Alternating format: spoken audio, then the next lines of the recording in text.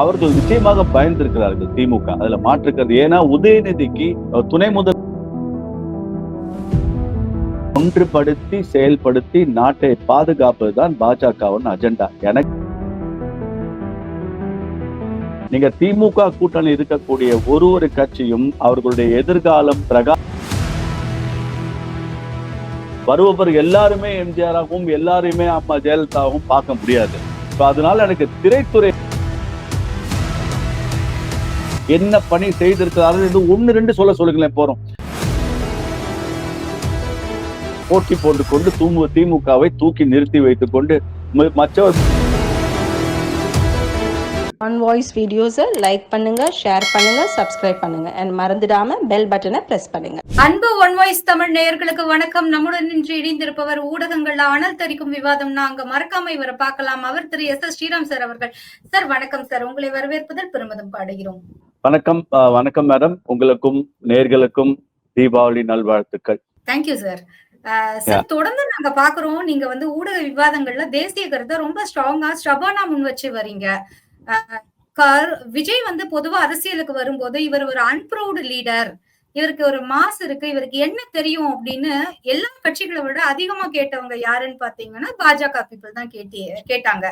இப்போ வந்து அதே கரூர் இன்சிடென்ட்டுக்கு பிறகு பாத்தீங்கன்னா அவருக்கு ஒரு பிரச்சனை அப்படின்னு வரும்போது எல்லா கட்சிகளும் தான் அவர் மத்த அரசுக்கு இதுல இருக்கு, இவர் மேல தப்பு இருக்கு அப்படின்னு சொன்னா கூட பாஜக ஒரு ஸ்டெப் அஹெடா போய் அவங்களுக்கு ஹேண்ட்ஸ் கொடுத்து சப்போர்ட் பண்றாங்களோ. சோ இது வந்து ஒரு வாக்கு அரசியல் மாதிரி தெரியலையா சார் பாஜகவுக்கு? நிச்சயமா இல்ல. பாசிசம்னு பாஜகவை பார்த்து சொன்னவங்க எப்படி பாசிசமா நடந்துக்கிறாங்கன்றதுக்கு கரூர் ஒரு எடுத்துக்காட்டு. சமீபமா ஒரு ஷர்மிலின்ற ஒரு டாக்டர் ஒருத்தங்க, இந்த சைக்காலஜிஸ்ட் டாக்டர், அவங்க பாஜகவை பத்தி எவ்வளோ அவங்களே ஒரு வீடியோ போட்டிருக்காங்க. யாரை பார்த்து பாசிசம் நீங்க சொன்னீங்க, நீங்க இப்படி நடந்துக்கிறீங்கன்னு. கருத்து வேறுபாடுகள் இல்ல, கட்சி கொள்கை விஜய்க்கும் எனக்கும் மிக ஆப்போசிட் வியூஸ் இருக்கு. நான் வந்து ஒரு சினிமாவில் வந்தவர் தான், தமிழ்நாட்டை ஆள வேண்டும் என்பதில் நம்பிக்கை இல்லாதவன். சினிமா துறை என்பது வெறும் கலைத்துறையாக மட்டுமே பார்க்க வேண்டும் என்று எதிர்பார்ப்பவன். அப்ப அதற்கு மீறி ஒரு இரண்டு திரு எம்ஜிஆர் போலவோ திரு மேடம் ஜெயலலிதா போலவோ வந்திருந்தாலும் கூட வருபவர் எல்லாருமே எம்ஜிஆராகவும் எல்லாருமே அம்மா ஜெயலலிதாவும் பார்க்க முடியாது. ஸோ அதனால எனக்கு திரைத்துறையை வந்து கலைத்துறையாக மட்டும் பார்க்கணும்ன்ற ரொம்ப ஸ்ட்ராங் வியூ இருக்கு.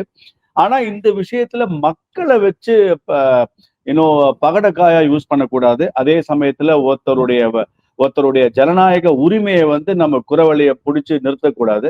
விஜய் அவர்களுடைய உரிமை அது, அதற்கான ஒரு முயற்சியை ஏற்கொள்கிறார். அதை நம்ம வந்து வரவேற்கணும். அதை முடக்குவதை யாராவது பிளான் பண்ணா அதற்கு நாம் நிச்சயமாக குரல் கொடுக்கணும். அப்படிதான் பார்க்கணுமே தவிர இது உடனே வாக்கு, இது உடனே அதாவது கூட்டணி அப்படி இல்லை. நிச்சயமாக அவர் மேல் இருக்கக்கூடிய என்னுடைய ஒப்பீனியன் மாறப்போவதில்லை.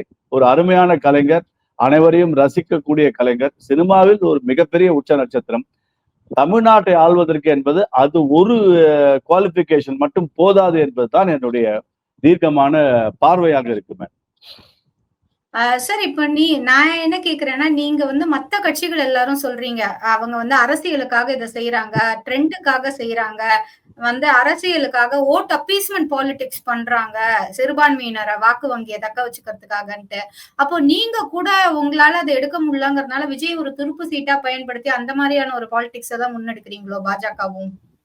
அப்படி நிச்சயமா இல்ல. நீங்க வந்து இன்னைக்கு வந்து விஜய் திமுகவை பொறுத்த வரைக்கும் விஜய் வந்து ஒரு மிகப்பெரிய ஒரு என்ன சொல்றது, அவர்கள் நிச்சயமாக பயந்திருக்கிறார்கள் திமுக, அதுல மாற்றுக்கிறது. ஏன்னா உதயநிதிக்கு, துணை முதல்வர் உதயநிதிக்கு ஒரு மிகப்பெரிய எதிர்காலத்தில் ஒரு மிகப்பெரிய நெருக்கடியை உருவாக்கலாம் பயந்தான். அவங்களுக்கு வந்து அதுதான் அவங்களுடைய மிகப்பெரிய அச்சுறுத்தல்.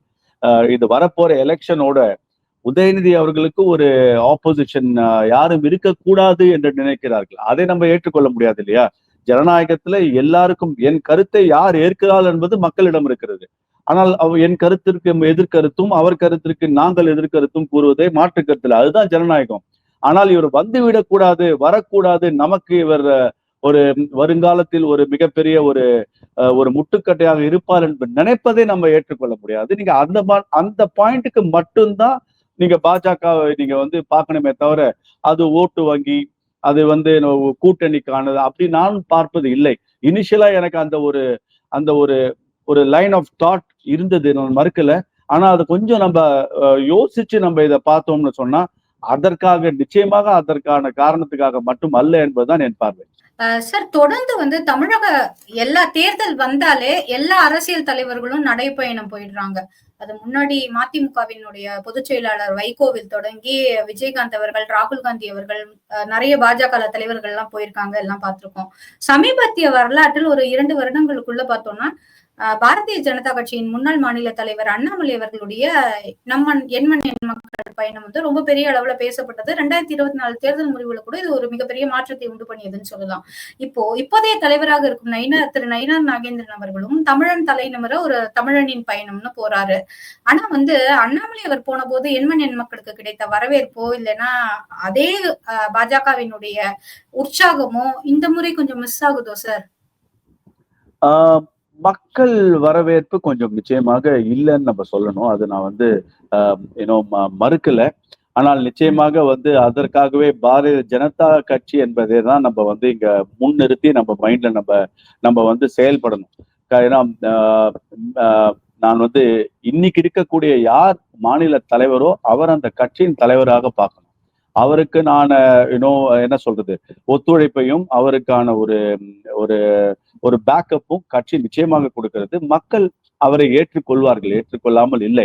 ஆனால் அண்ணாமலை ஒரு மிகப்பெரிய இம்பாக்டை கிரியேட் பண்ணது அவ்வளவு சீக்கிரம் வந்து ரீப்ளேஸ் பண்றதுக்கு தமிழ்நாட்டுல கொஞ்சம் டைம் ஆகும். இப்ப எப்படி மேடம் ஜெயலலிதாவை நிச்சயமாக ஏடிஎம்கே ரீப்ளேஸ் பண்றதுக்கு கொஞ்சம் கஷ்டப்பட்டதோ, நிச்சயமாக தமிழ்நாட்டை பொறுத்த வரைக்கும், நான் தேசியத்தில் கதையே வேற, தமிழ்நாட்டில் பாரதிய ஜனதாவின் நிலைமை இருந்த காலம் சரி, இப்ப இருக்கக்கூடிய காலம் சரி, அதில் ஒரு மிகப்பெரிய ஒரு கான்ட்ரிபியூஷன் ஒன்றை செய்திருக்கிறார் அண்ணாமலை என்பதுல மாற்று கருத்தே நிச்சயமாக இல்லைமா.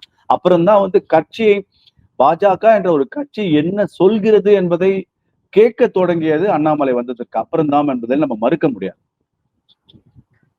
சார், தமிழக பாஜக முன்னாள் மாநில தலைவர் அண்ணாமலை வந்து தமிழக அரசுக்கு ஒரு 6-7 கேள்வியை கேட்டிருக்காரு. இது மாதிரி நீங்க வாக்குறுதி 511 கொடுத்தீங்க, அதுல 10% கூட நிறைவேற்றலாம், மாவட்டத்துக்கு நம்ம லிஸ்ட் எடுத்தோம்னா எந்த லட்சணத்துல தேர்தலை சந்திக்க போறீங்கன்னு கேட்கிறாரு. தொடர்ந்து வந்து எங்களுடைய ஓய்வூதிய திட்டம் பழைய இது எல்லாமே எதுவுமே இம்ப்ளிமெண்ட் பண்ணல, அரசு ஊழியர்கள், அது வந்து துப்புரவு தொழிலாளர்கள் தொடங்கி அரசு ஆசிரியர்கள், மருத்துவர்கள், செவிலியர்கள்னு எல்லாருடைய போராட்டமுமே தொடர்ந்து இருக்கு, போக்குவரத்து ஊழியர்கள் வரை. சோ இந்த மாதிரியான விஷயங்கள்லாம் எதுவுமே நீங்க முன்னிறுத்தாம எப்படி நீங்க 2026 தேர்தலை சந்திக்க போறீங்க கேக்குறாரு. இதை நீங்க எப்படி சார் பாக்குறீங்க? இது வந்து கரெக்டா சார்? ஆனா எப்படி இருந்தாலும் இன்றைய தேதியில் ஒரு தேர்தல் வந்தால் டிஎம்கே தான் ஃப்ரண்ட் அப்படின்னு எல்லா பத்திரிகையும் போட ஆரம்பிச்சுட்டாங்க. நேற்று வந்து ஒரு கருத்து கணிப்பே வெளிவந்துருச்சு. இதை நீங்க எப்படி பாக்குறீங்க?